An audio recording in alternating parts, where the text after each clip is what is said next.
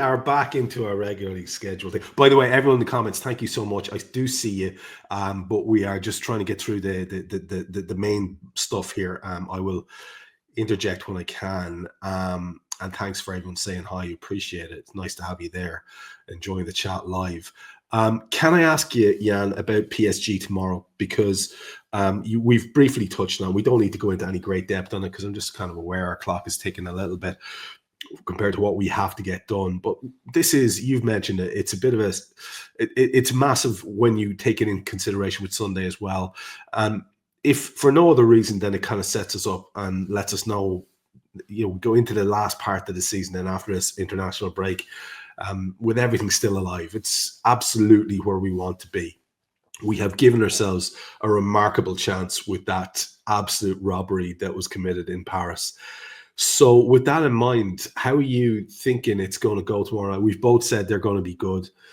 We're talking about the likes of Barcola and Doué and Kvaratskhelia. They're just a wealth of talent. I really like the lads at right back, raiding constantly as well. These really, really good footballers. They have good players all over the pitch.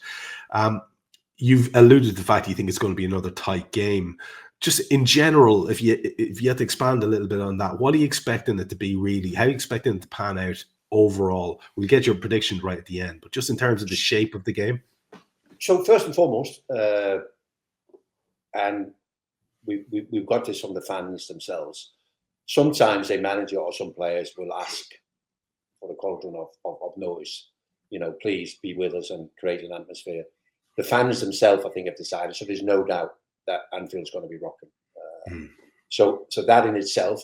Then I'm thinking, what do PSG get here? Do they get the full Anfield treatment? In terms of intensity, right from the first whistle, do we get after them, try and unrattle them? We look at some of the great performances over the years. Real Madrid in 2009, Barcelona not so long ago, Borussia Dortmund, Manchester City in the quarterfinal of the Champions League. Do they get that? So I think it's really difficult for Arne Slot. How do I approach that? What do I do? Do I open up? Do I get after them? Because you don't only have to be aware of the space you then give to their quick players in terms of Barcola and Dembele and whatever, but you also create situations where their midfield players can be a bit more influential in terms of passing through the lines, and they're very good at that. So it's really, really difficult how we approach the game. So I think we're going to have, for us, it's going to be like a moments game. I think we're going to wait for our moments and then they make the most of it. I think we'll score. I would be amazed if they went 2 games against us without scoring, because they didn't score last week, but then at the weekend they were back scoring 4 again. So they got a lot of goals in them. They don't necessarily have a centre striker presence in the box when they attack. It does take a little bit for them to score. And even when you look at the shots that they had when they played us last week, sort of the angles where they had the shots from, isn't there? So I do expect them to give us one hell of a game, Trevor. I do. I think it's going to be I think the last time we played them at Anfield, we beat them 3-2 in a terrific game. This has got every chance of being something like that again. Even when you come back way at the end of the game and you go, wow, what a game of football that was. Yeah, that was a particularly good game too, wasn't it? A late Bobby winner, if I recall, in that 3-2 game at Anfield. It was a tremendous match. Yeah, it's very. You could easily get intimidated if that was the way you are, but I don't think that's part of the makeup with our lads. You would expect them to step up their performances across the board, their intensity across the board. You mentioned the fans have made the decision. Apparently, they're going to meet the bus, which is, that's a sign that things are starting to heat up in the season. Outside the King Harry there, I believe, and walking on from that point.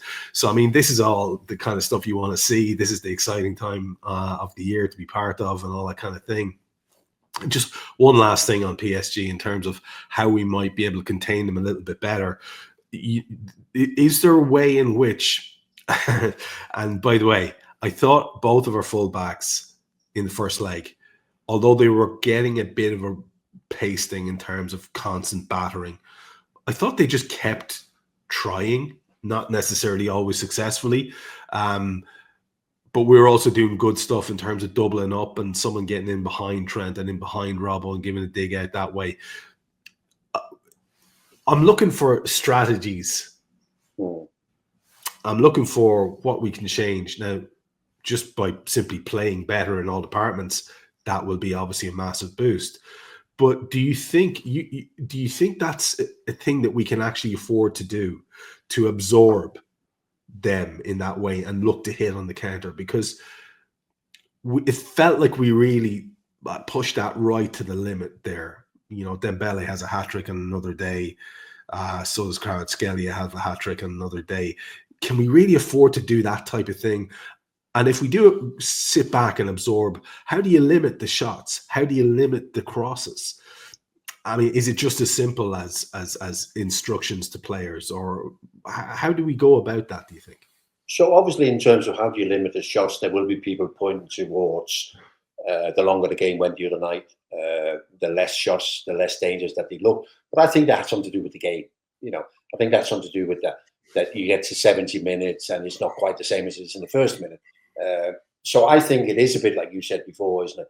It's doubling up on the fullbacks, getting back in position, not be embarrassed about this is the type of game we have to play to be successful. But I think the big thing, Trevor, is to come to grips with their structure, their formation of how they start their attacks. You know, because obviously the idea of how they want to play is that when they have the ball, they want to play 3-2-5. So they push a lot of people forward. Then gives you a problem in terms of how do you defend across your back form when they've got 5 pushed up, which is the reason that Hakimi, the right back you mentioned before, gets so much space because the wide attacker steps inside, gives him the space. And we have this thing where Mo doesn't work as much defensively as some of the others, isn't it? Although the longer the game went, he did drop further back in. I think we've got to get to grips with how they set up attacks. You know, where do their midfield players, the 3 midfield players, where do they end up? In what areas do they start attacks? Because that was the one thing we couldn't come to grips with. I'm seeing Luis Diaz turning over his shoulders, going, "Where are you?" Mo Salah, they didn't know what to do. We got to come to grips with how they start their attacks. You know, Virginia, who was terrific the other night. Where is it that he plays? What areas does he play? Fabian Ruiz, I thought, yeah, okay, they put him in for a bit of physicality, he doesn't necessarily have the pace, but some of the positions he took up, Trevor, you know, where we are looking at the ball and bang, bang, bang, and it's into him, you know. I mean, so that's the first thing.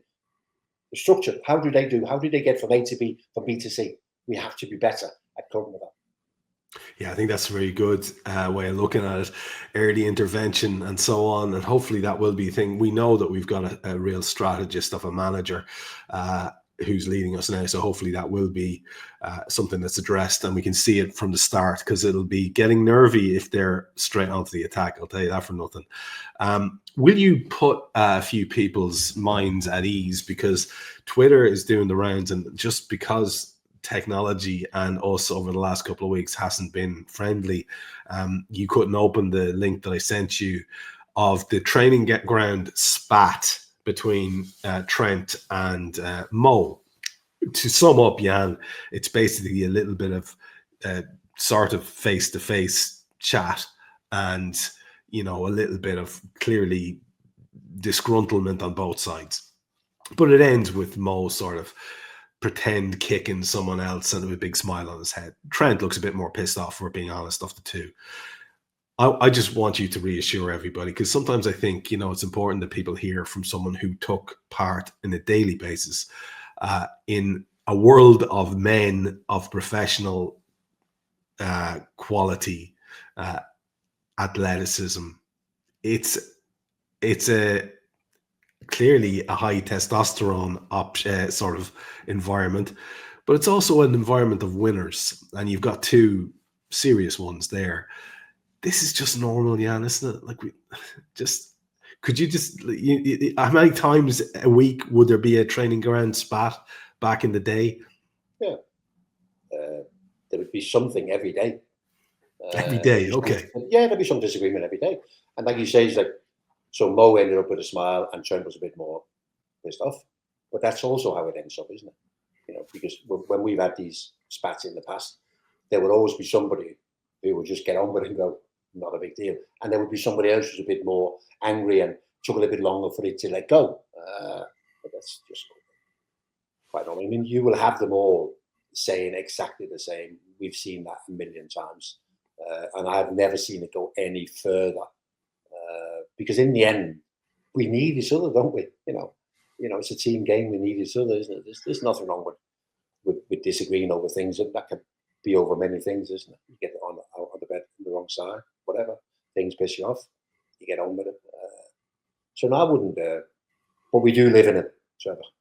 Keep saying it. We do live in a world now where a lot of people can't handle these things, and a lot of people think that everything. This is the amazing thing about these guys, are elite athletes, yeah. And it's amazing how people from the outside thinks that they're going to get derailed by almost everything, yeah. If it just doesn't happen, Trevor. I mean, you know, so single-minded, so focused, yeah. You don't get derailed. You don't win it. You don't win every game you're playing, but you don't get derailed by any of that. No. I just can't have it, Trevor. Just feel like saying to these guys who are making a big fuss, not everyone is as fragile as you, you know. Yeah, exactly. Yeah. Especially not these tough Yeah. professional athletes.